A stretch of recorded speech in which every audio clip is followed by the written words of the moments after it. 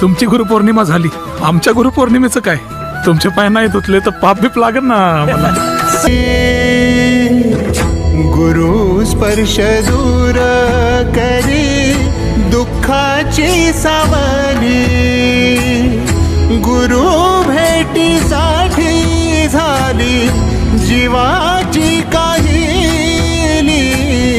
भक्त तुझा गुरुदेवा पुरता अटला, भेटला विठ्ठल माझा, भेटला विठ्ठल, भेटला विठ्ठल माझा, भेटला विठ्ठल.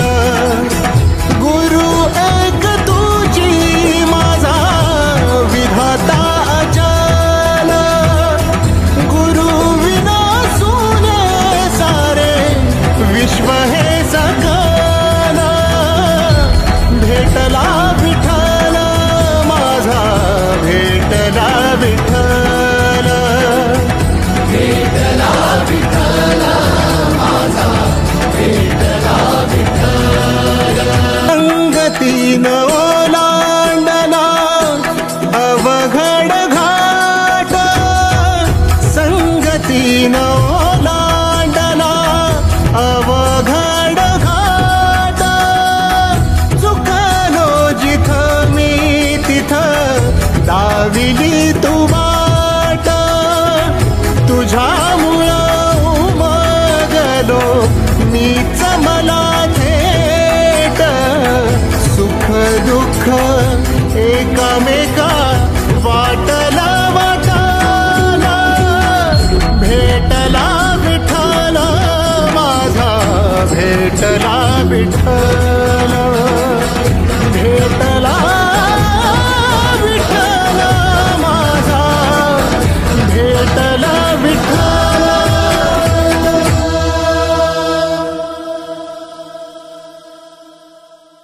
गुरु एक तुझी माझा विधाता अचल, गुरु विना सुने सारे विश्व हे सकल.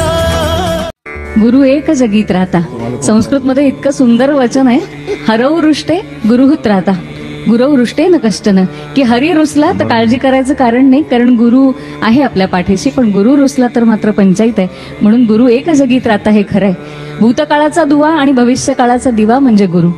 जो लघु नाही तो गुरु, पण जो लघुला सुद्धा गुरु करतो तो खरा गुरु. की ईश्वराचं गुप्त रूप जो दाखवून देतो तो गुरु. दत्तगुरूंनी तर 24 गुरु केले, जे स्वतः साक्षात सद्गुरू होते त्यांनी 24 गुरु केले. त्यांनी फक्त आपल्याला एवढाच संदेश दिला की स्वतःकडे लघुत्व घेतलं की समोरच्यातलं गुरुत्व आपोआप दिसतच. फक्त त्यासाठी ती दृष्टी उघडणारा सुद्धा गुरु कोणीतरी पाठीशी असावा लागतो, कारण प्रत्येकामध्ये शेवटी भगवंताचंच रूप असतं. आणि त्या रूपामध्ये जे जे भेटे भूत ते ते मानिजे भगवंत ही विचारसरणी फक्त आपल्या मनामध्ये रुजवणारा सुद्धा गुरुच पाठीशी असायला हवा. कबीरजींनी एका ठिकाणी असं म्हटलंय की माझ्या घरी गुरु आणि देव जर एकत्रित आले तर मी पहिला नमस्कार कुणाला करावा? गुरु गोविंद साथे खडा काके लागू पाव, गुरु गोविंद साथे खडा काके लागू पाव. फक्त प्रश्न विचारून थांबत नाहीत कबीरजी, त्याला उत्तरही देतात. ते म्हणतात बलिहारी गुरुजी आपण गोविंद दियो बताय. गुरुजी पहिला नमस्कार आपल्यालाच, कारण माझी एवढी योग्यता नाही, आपण आहात म्हणून हा भगवंत माझ्या दारी आलेला आहे.